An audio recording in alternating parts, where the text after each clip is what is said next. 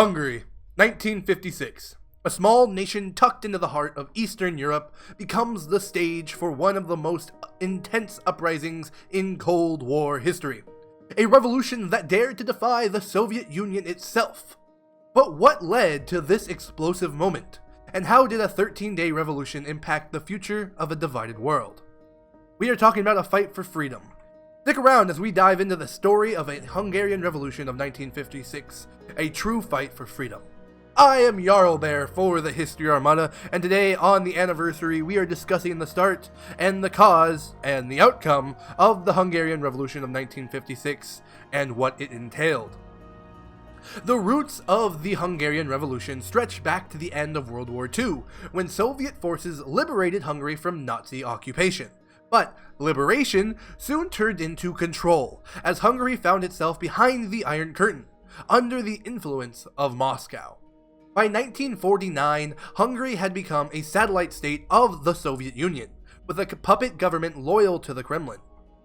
Under the leadership of Matthias Rákosi, sorry if I butcher these names, Hungary experienced a brutal Stalinist regime. He is pictured here. Thousands were imprisoned, tortured, or sent to labor camps. Land collectivization and forced industrialization led to widespread poverty and a growing sense of resentment. Hungary, like many Eastern European countries at this time, was suffocating under the weight of the Soviet fist. But in 1953, everything changed. Joseph Stalin, the Soviet leader, died. His death gave hope to many Eastern Europeans, as the USSR underwent a period of de-Stalinization under its new leader, Nikita Khrushchev. In Hungary, reformers saw this as a chance to push for change, but that led to Rákosi's error. By 1956, Hungary was a pressure cooker. Intellectuals, students, and even workers began openly criticizing the government. Newspapers published articles demanding reform. But the final spark came in October, when the students at the Budapest Technical University organized a rally in support of Poland's own reform movement, as pictured here. On October 23, 1956, thousands gathered in the streets of Budapest, as pictured. Their demands? Free elections, the withdrawal of Soviet troops, freedom of speech, and the return of the popular reformist Imre Nagy as prime minister. That night, something extraordinary happened. The protest turned into a full-scale revolt. Crowds marched through the street, tearing down Soviet symbols as pictured on the left, like the massive statue of Stalin, and occupying government buildings as pictured on the right. Under growing pressure, the government reinstalled Imre Nagy as prime minister. Nagy, a reformer, promised sweeping changes. He called for an end to the one-party rule, announced Hungary's withdrawal from the Warsaw Pact, and declared neutrality in the Cold War, much to the praise of his people. For a brief moment, it seemed like Hungary might achieve true independence. These reforms were sweeping, and the people were behind them. But this was not meant to be. The Soviet Union, determined not to lose its grip on Eastern Europe, initially withdrew its forces from Budapest. However, by November 4th, 1956, Moscow decided enough was enough. Soviet tanks rolled back into Hungary with overwhelming force. The revolutionaries fought bravely, as pictured. Men, women, even children took to the streets with rifles and Molotov cocktails, but unfortunately, they were ultimately no match for the Soviet military. In just a few days, the revolt was to be brutally crushed. Thousands were killed, and many more were arrested, which in itself was basically a death sentence. Imre Nagy was later captured and executed.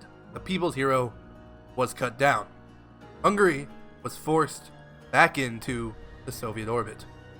The fight was intense, it raged, and the people were behind the revolution, but the Soviets were dead set not to let go of a crown jewel such as Hungary.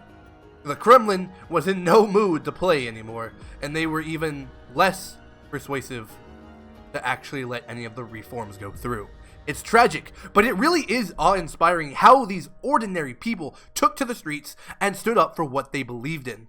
I really find it impressive and remarkable, the impact that these ordinary men and women made, and how scared it made the Soviet military and the Soviet government to the fact that they had to send so many troops to quell this before it spread to other Eastern European countries. The Hungarian Revolution of 1956 might have been short-lived, but the impact it had echoed throughout the Cold War and Eastern Europe. It exposed the deep resentment many Eastern Europeans felt towards the Soviet control. It was not picture-perfect like the Soviets liked to portray. It inspired future uprisings, like the Prague Spring in 1968 and the eventual fall of communism in 1989, as well as the Berlin Wall being demolished by its own people. And while Hungary was not free in 1956 like the goal had been, the courage and the sacrifice of those who fought for liberty became a symbol of hope for future generations. Their flag was the Hungary flag, but they cut out all symbolism from the middle of the flag. There was no monarchist symbol, there was no Soviet symbol, it was simply the tricolor of Hungary. The story of 1956 reminds us of a powerful truth. Even in the darkest times, the desire for freedom and what they believe in cannot be extinguished. It's like the old saying, you can shoot a man, but you cannot shoot an idea.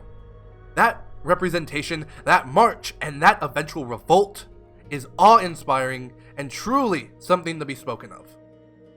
Thank you so much for watching on this anniversary of the Hungarian Revolution.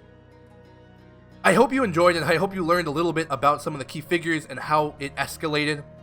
Be sure to hit the like, subscribe, and leave a comment. If I got something wrong, or if there's something you want to add, make sure you leave that in the comment section down below for me. If there's another historical event you would like to hear me talk on, also leave that in the comment section. I'm always open to ideas. Until next time, keep exploring history, and thank you so much for joining me. I am Jarl Bear for the History Armada, and may we never forget the people who took that stand in the Hungarian Revolution of 1956.